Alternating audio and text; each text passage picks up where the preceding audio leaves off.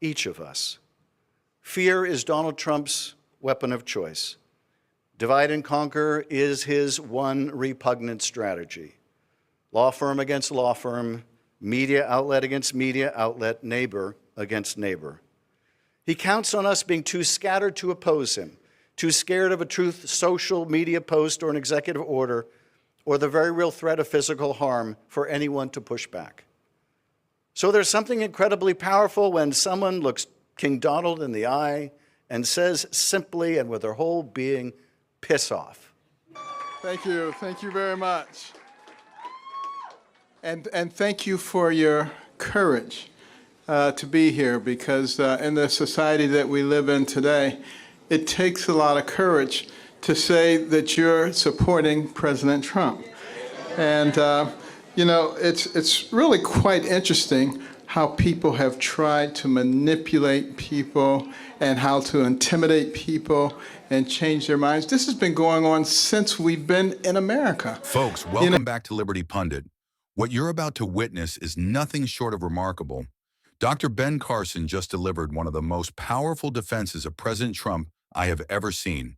And he completely dismantled the false narrative that Adam Schiff and the left have been pushing for years. This is a moment every American needs to see. If you believe in truth over lies, hit that like button right now and subscribe to Liberty Pundit, because we're bringing you the content the mainstream media won't show you. Thank you very much. And thank you for your courage to be here, because in the society that we live in today, it takes a lot of courage to say that you're supporting President Trump. And you know, it's really quite interesting how people have tried to manipulate people and how to intimidate people and change their minds. This has been going on since we've been in America. You know, you go back to the days of slavery, you know, and in a lot of the states there were more slaves than there were owners. So what did they do? They had to divide the slaves. So they told the ones in the house, you're better than the ones in the yard. And the ones in the yard, you're better than the ones in the field. And then after slavery was over, the light-skinned ones, you're better than the dark-skinned ones. And on it went, trying to divide people. Today, they say, if you are a conservative, then you are somehow an Uncle Tom, you're a horrible person, you're a demon. What a bunch of crap, you know, but, you know, it's been going on for hundreds of years. And it's really time to put a stop to it. So I am very happy to see that you have the courage to come out. You know, it doesn't bother me anymore because, you know, I only worry about what God thinks. I don't worry about what these other people think.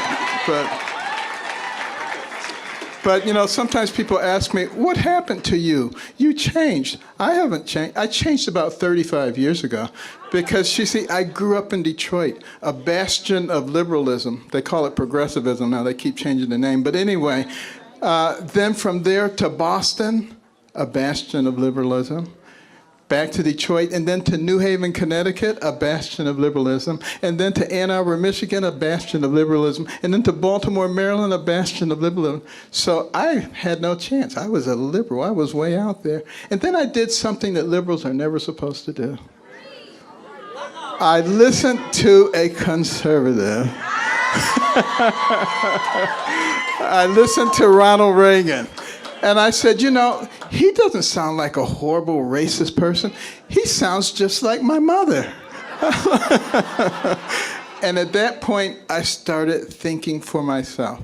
And that made a big difference. It made a big difference in my medical career, too. I didn't do what everybody else did. I always started thinking out of the box. How do you solve this problem? And that's the reason that God gave us these complex brains. Your brain has billions and billions of neurons, hundreds of billions of interconnections. It remembers everything you've ever seen, everything you've ever heard. It can process more than 2 million bits of information in 1 second. Would God give you something like that just so that you can be a sheep and follow what somebody else tells you to do? Or to think for yourself?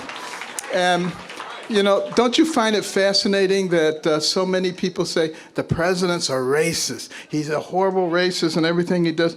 Well, you know, It seems to me like some years ago, Jesse Jackson actually gave the president an award in New York City because he opened so many opportunities for black people. Is that what a racist does?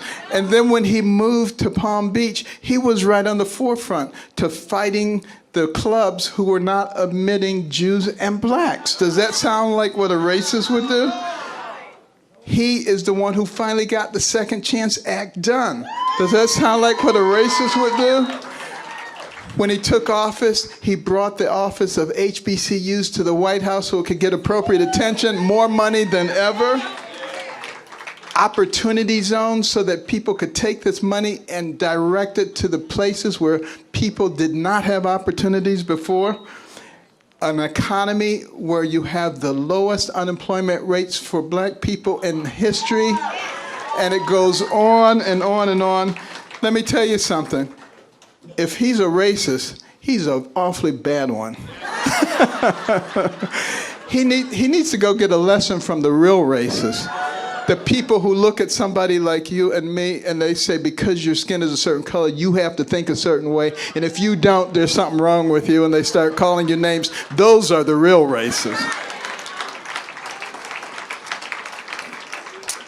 But you know, the president believes that a rising tide lifts all boats. He doesn't believe in identity politics, and that's why he's doing things that work for everybody. And we should be happy about that. And the media, they like to pick on him, any little thing. You know, he's not perfect. I'm not perfect. You're not perfect. The only one who ever was perfect was Jesus, and they crucified him. So, you know, think about this. And we need to just look at the big picture, think about all the incredible things that are happening. Think for ourselves and be missionaries. Go out and talk to your family, talk to your friends, help them to realize, because see, if all they're doing is looking at certain media, they don't even know about these things that we just talked about that he has done. And so they can perpetrate this horrible image of him being a bad person. It is absolutely not true. I work with him all the time. He's a wonderful person. He's become a good friend. You remember during the campaign when we were having a debate and I couldn't hear my name. I came out, I stood there, I was waiting to hear everybody else gleefully walk past. He was the only one who stood with me until they straightened it out. That's the kind of person that our president is. He is my friend, and he will be your friend as you get to know him. Ladies and gentlemen, the 45th president of the United States, Donald J. Trump. Something. Dr. Carson doesn't just talk about division, he lived through it. This man grew up in the heart of liberal America, Detroit, Boston, Baltimore, places where conservative thought was essentially banned. And yet he had the courage to listen, to think independently, and to break free from the ideological prison the left tries to keep minority Americans in. That takes real strength. Now here's what really gets me. Carson lays out the facts that the media refuses to report. Jesse Jackson gave Trump an award for opening opportunities to Black Americans. Trump fought country clubs in Palm Beach that were excluding Jews and blacks. He signed the Second Chance Act into law, something previous administrations talked about but never delivered. He brought HBCU funding directly to the White House and created opportunity zones that brought real investment into struggling communities. Under Trump, Black unemployment hit historic lows. These aren't opinions, folks. These are documented facts. But the left and people like Adam Schiff don't want you to know this. Why?